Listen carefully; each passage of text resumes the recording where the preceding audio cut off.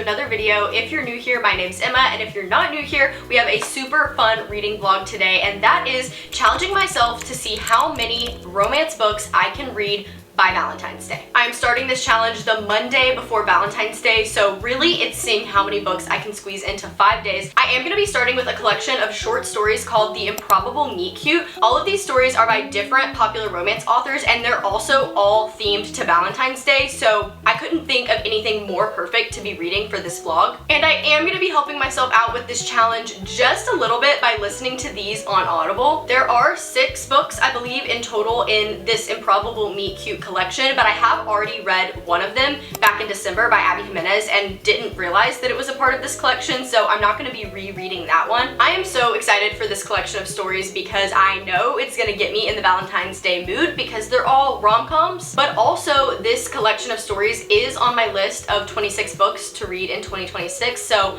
if I get through all of them, I'll be checking it off my yearly TBR. Plus, I'm just excited to see how many of these I can actually get through before Valentine's Day gets here. Let's jump into it. To kick off this vlog, I'm gonna be starting with The Exception to the Rule, which is by Christina Lauren. I have read some of their books before and really enjoyed them, so I have very high hopes for this one. According to Audible, with the speed setting I have on here, this should only take me a little bit over an hour to finish. I have some editing stuff I need to get done for work, so I'm gonna play this audiobook, grind on my work, and maybe finish it in one setting. I'll come back if I have updates, or maybe the next time you see me, I'll already be done with this book. It's all gonna be good, don't worry about nothing, don't worry about nothing, nothing now, it's all gonna be good. So breathe like you know you should, yeah, breathe till you've understood, until you're feeling like it's up again, feel the sunlight on your skin, keep your heartbeat beating, go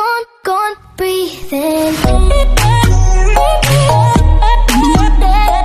It is now the next day, and I did finish The Exception to the Rule yesterday. It was so cute, and I'm honestly a little bit torn about what I want to rate it because I usually don't rate short stories or novellas higher than a 3-star just because you don't get that much from them, but I really loved it, and I think I might settle on a 3.75 star. I'll update you at the end of the video if my thoughts on that have changed, but as of right now, I'm feeling like that's a 3.75 star. I would have loved for it to be a fully fleshed out book because the characters were super enjoyable, the story was so cute and fun, and something I found really interesting about it is that the majority of the story is taking place through email threads. There's very little of it that is a first-person point of view. I don't want to give too much away about the story, but it all kicks off through an accidental email, and then our two main characters end up emailing each other back and forth for, I think, 10 years, never knowing each other's identity, and they always email each other on Valentine's Day. And as we go through these years that they're communicating, we learn about what's going on in their lives through their correspondence, even though they still don't know who each other are. And that's all I'm gonna say, but I thought that was a super creative premise. The entire story was adorable. I never felt like it was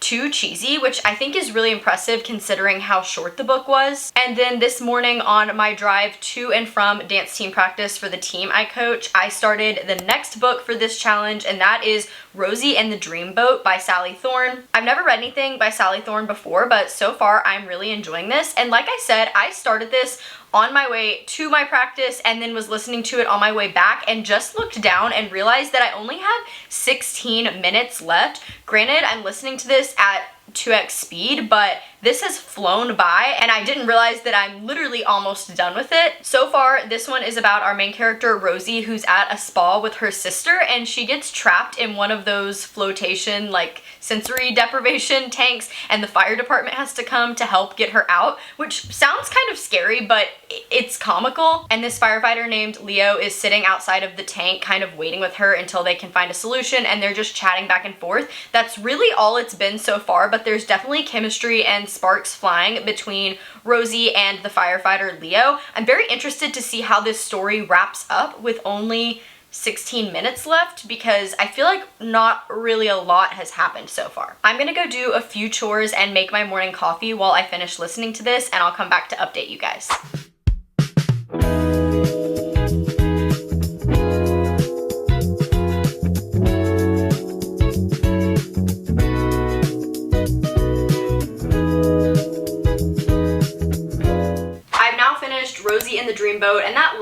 bit and kind of how the story wrapped up was very, very insta-love to me, which I guess in some aspects any short story that's romance is going to have to be insta-love, but this was like insta-love extreme in the very last little bit of the story, and personally I wasn't a huge fan of that.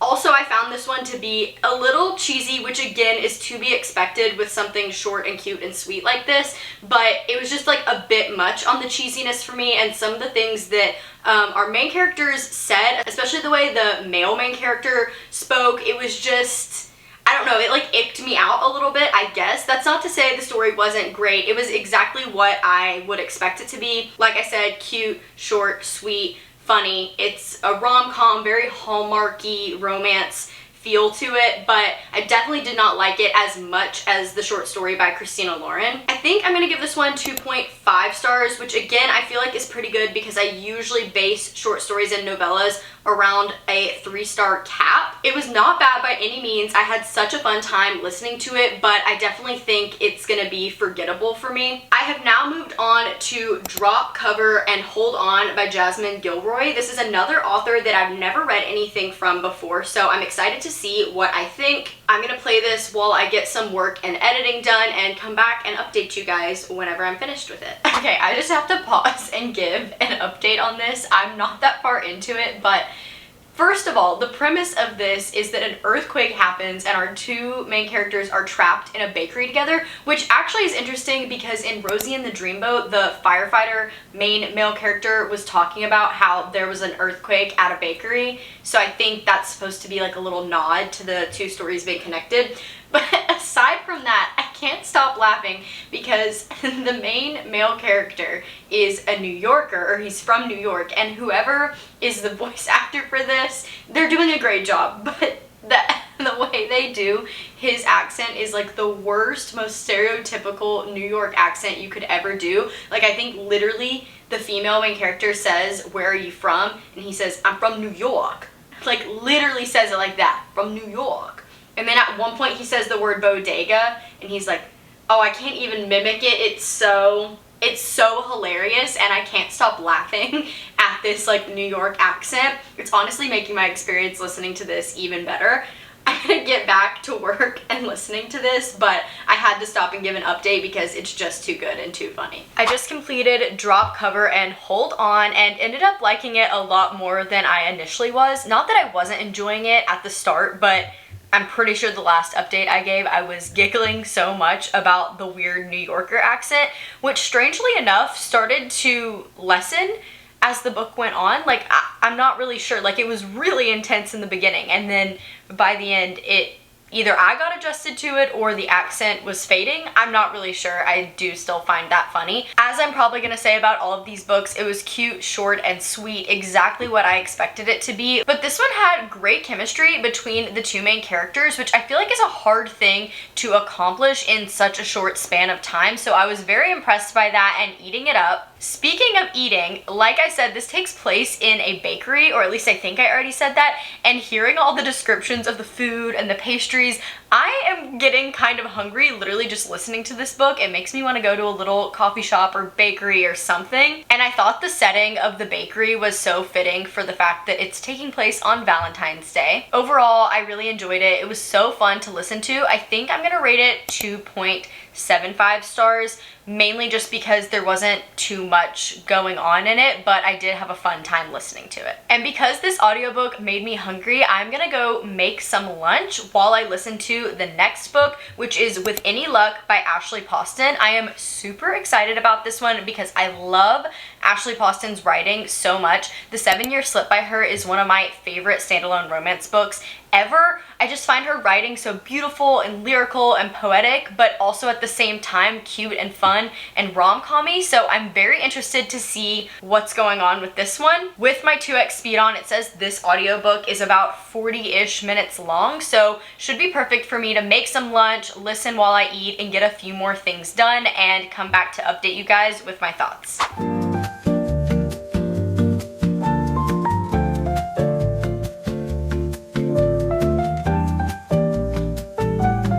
I finished With Any Luck by Ashley Poston, and I really liked it. I actually took a little bit of a break after I finished that one because I just feel like the entire first half of the day I binge read so many of these back to back that they're starting to already blur together. And after having some time to sit on it, I think I'm gonna go with a 3-star rating for this one, a solid 3-star rating. And a lot of that comes from how much I just love Ashley Poston's writing, but I also thought the story was super fun. The premise of it is that our two main characters are the maid of honor and best man in their friend's upcoming wedding. However, the two of them don't get along very well. And weirdly, I feel like I've read a lot of romance books with that kind of setup, but this one still felt very original, and I didn't feel like I was just reading a repeat of other romances I've read before. And something I really surprisingly liked about this was the timeline of this book. The entire story took place within 24, maybe 48 hours,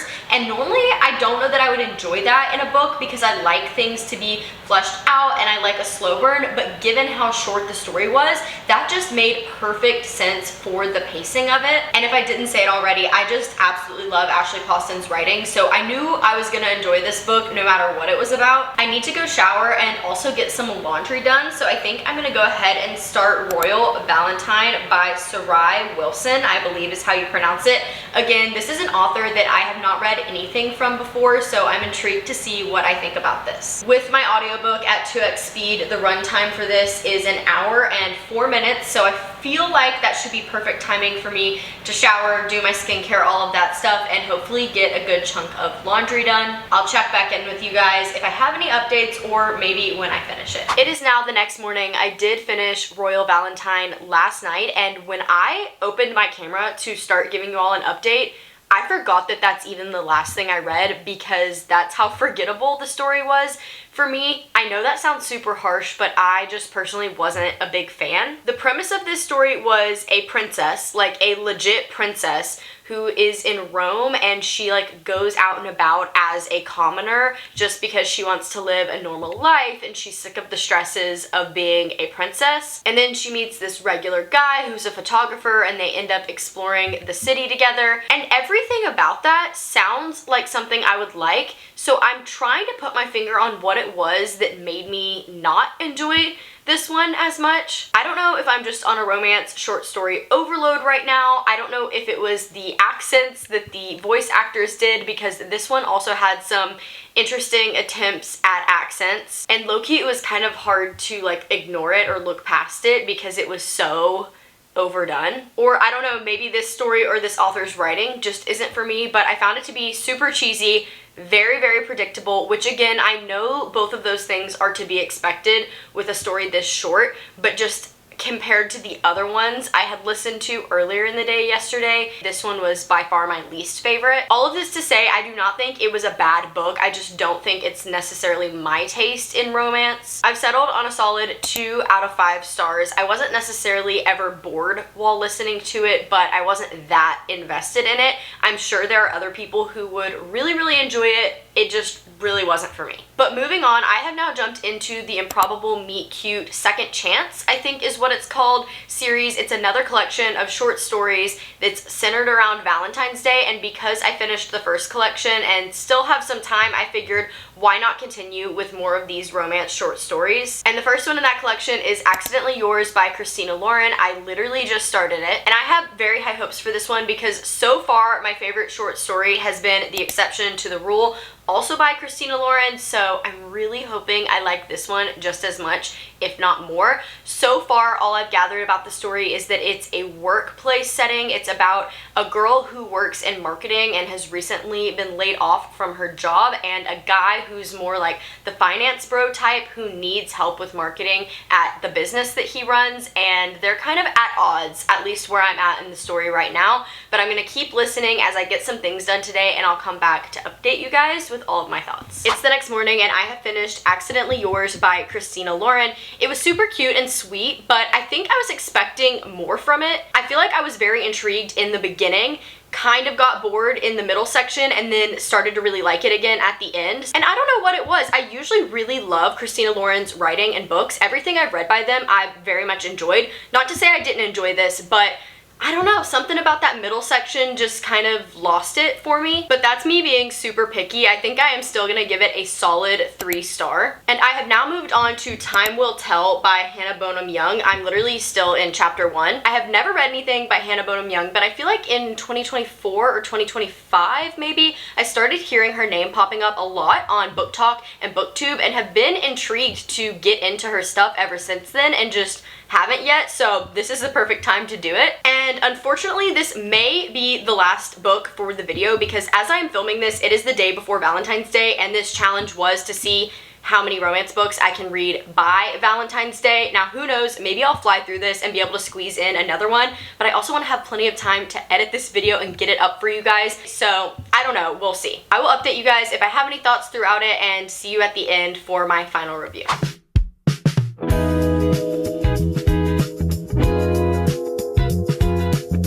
It's later in the day and I have now finished Time Will Tell by Hannah Bonham Young, and I really enjoyed it.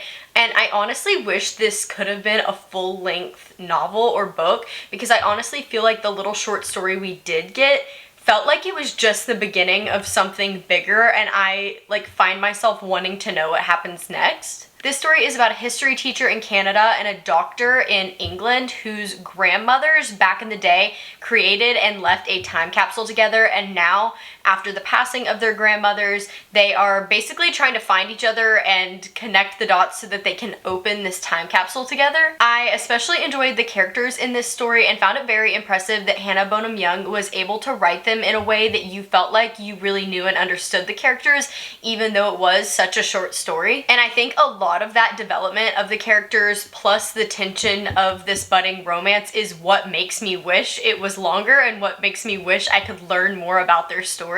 I ended up settling on a 3.5 out of 5 stars for this short story, and actually since then I was able to start and finish another short story in this collection, and that was Second Act Romance by Julie Soto. This was sort of a second chance romance about 2 stage actors who worked together early on in their career. She continued on being a part of plays and productions, and he went on to become super famous, and they haven't been in contact since then when the cast of this play they're putting on all comes down with some type of sickness. I think it might have been food poisoning, but it ends up being that these two are reunited to go on so that this play can still happen on Valentine's Day. It was super cute, but it wasn't anything special. I do feel like this one's probably gonna be a little bit forgettable for me, but nonetheless, I had a fun time listening to it, and I settled on a 2.5 out of 5 stars for this one. There are 3 more short stories in this collection called A Play for Love, Death to Valentine's Day, and Valentine's Slay that I am planning on